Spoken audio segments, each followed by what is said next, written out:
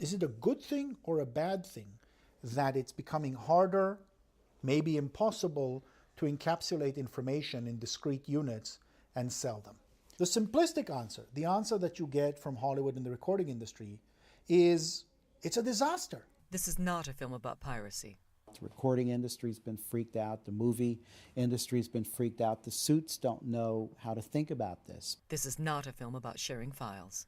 They put a lot of money into making those movies, making that music, so they want to get something back. But the way they're trying to stop the copying now, it's definitely not working. It's a film that explores massive changes in the way we produce, distribute, and consume media.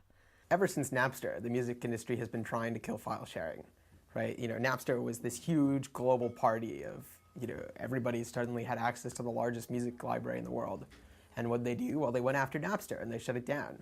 Napster, Aimster, Audio Galaxy, Grokster, iMesh, Kazaa, all of these companies were sued. And in the end, essentially, the entertainment industry succeeded in driving that technology out of the mainstream commercial field. The industry's turned to suing individuals, hundreds of individuals, ultimately thousands, now tens of thousands of individuals, for downloading music without permission. Existing players are trying to make certain things happen that, in retrospect, will seem kind of barbaric.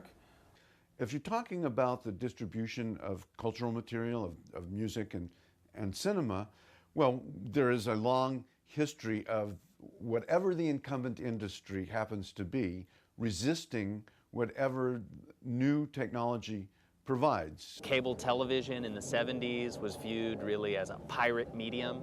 All the television networks felt that taking their content and putting it on cables that ran to people's houses was piracy, pure and simple. The video recorder was very strongly resisted by Hollywood. There were lawsuits immediately brought by the movie studios who felt, in fact, who said publicly that the VCR was to the American movie industry what the Boston Strangler was to a woman alone. New information technologies provide Hollywood and the recording industries with fresh channels on which to sell products. But they can also open unplanned possibilities for their consumers. The sheet music people resisted the recordings. The first MP3 player by Diamond Rio, sort of the initial company long before the iPod, they were met with a lawsuit. The possibilities suggested by peer-to-peer technologies have prompted the entertainment industries to react in an unprecedented way. Traditionally, copyright infringement has just been a civil matter. If a copyright owner catches you doing something wrong, they can sue you and force you to pay them money. Criminal infringement liability, the ability to prosecute you and throw you in jail, has been reserved for circumstances of commercial piracy. Circumstances where, someone has made 500 copies, is selling them on the street as a competition for the real thing. Well, in recent years, copyright owners have not been satisfied with that.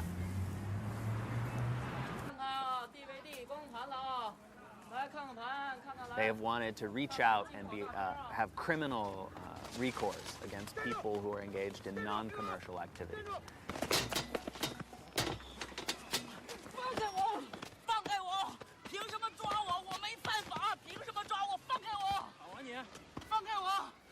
We recognize and we know that we will never stop piracy, never. We just have to try to make it as difficult and as tedious as possible, and we have to let people know there are consequences if they're caught. What they've sought to do is sue a few people punish them severely enough that they can essentially intimidate a large number of other people. It's really as though they decided to intimidate the village. They would just chop off the heads of a few villagers, mount those heads on pikes as a warning to everyone else. The fact that the DVD writer is the new weapon of mass destruction in the world is primarily for the fact that a $50 billion film can be reproduced at the cost of, let's say, 10 or 15 cents. There is a fantastic quote by Mark Getty, who is the owner of Getty Images, which is a huge corporate image database, and he's one of the largest intellectual proprietors in the world. He once said, intellectual property is the oil of the 21st century. It's a fantastic quote. You can condense it to one word, that is war. He declared war with that, saying, we will fight for this stuff, these completely hallucinatory rights to images, ideas, texts, thoughts, inventions, just as we're fighting now for access to natural resources. He declared war. Strange kind of war. I would take it serious, but it's ridiculous and serious at the same time. This is not the first war that has been fought over the production, reproduction, and distribution of information.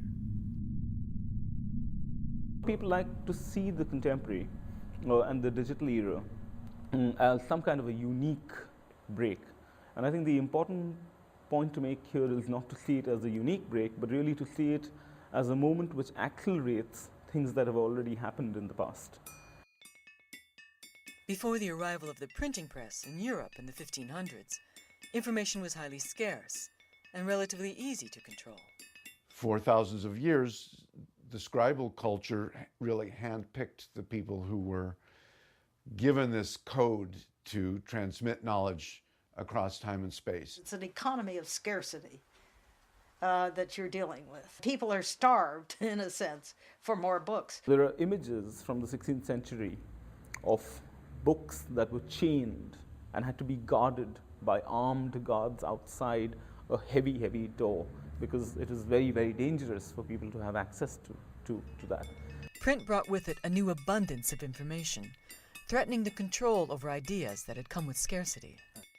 Daniel Defoe tells of Gutenberg's partner Johann Fust arriving in 15th century Paris with a wagon load of printed Bibles.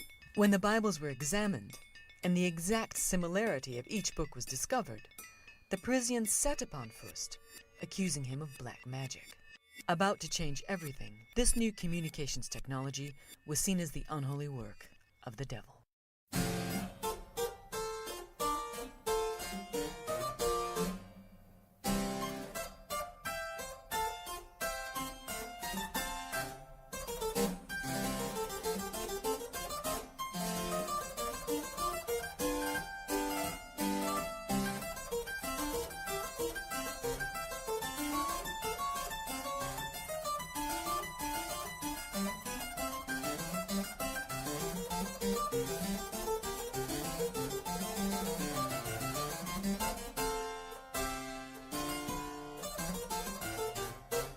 All of the emerging nation states of Europe made it very clear that they would control information flows to the best of their ability. The printers were the ones who were hunted down if they printed the forbidden text.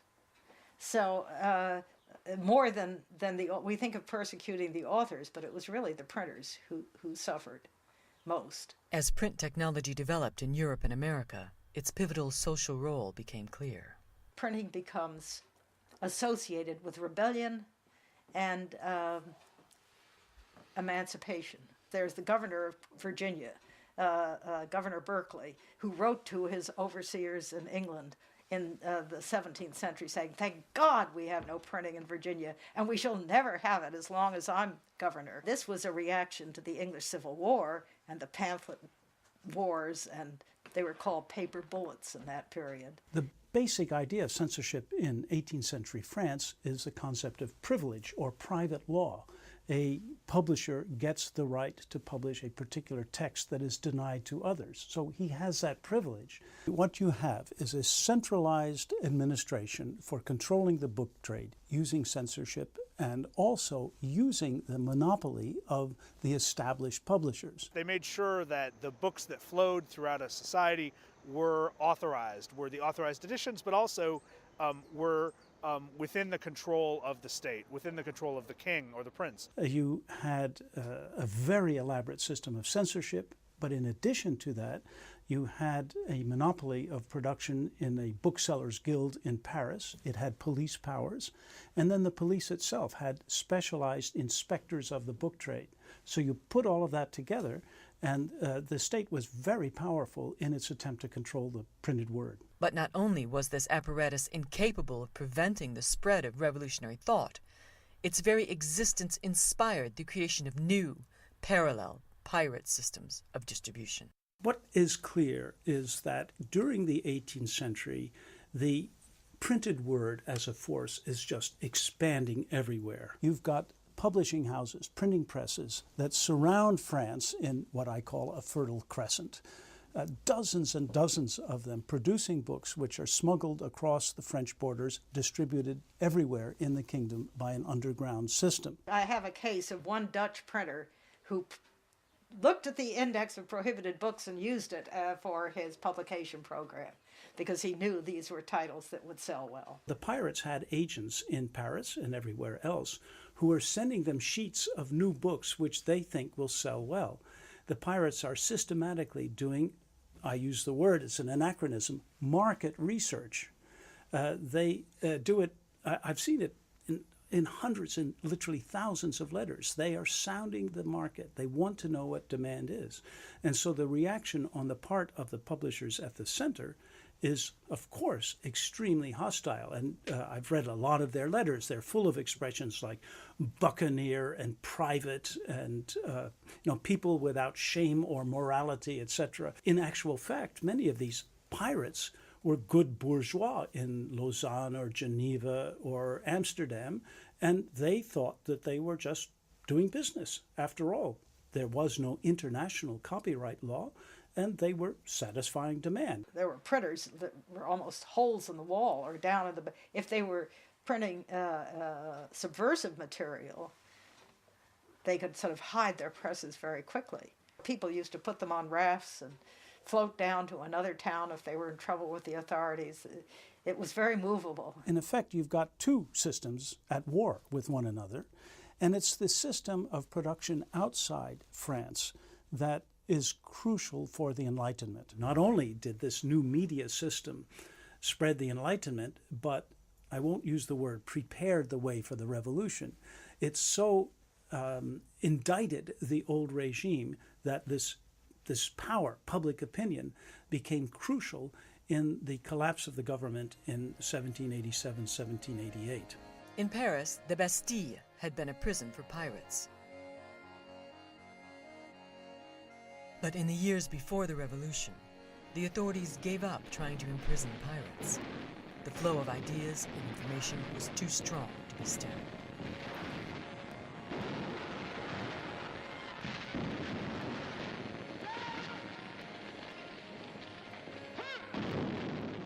And I think that's the dramatic change that was affected by the printing revolution, where all of a sudden the emergence of a new reading public, the emergence of an undisciplined reading public, which were not subject to the same norms of reading or the same norms of our relation to knowledge as it was in the past, was the dramatic shift. The fundamental urge to copy has nothing to do with technology.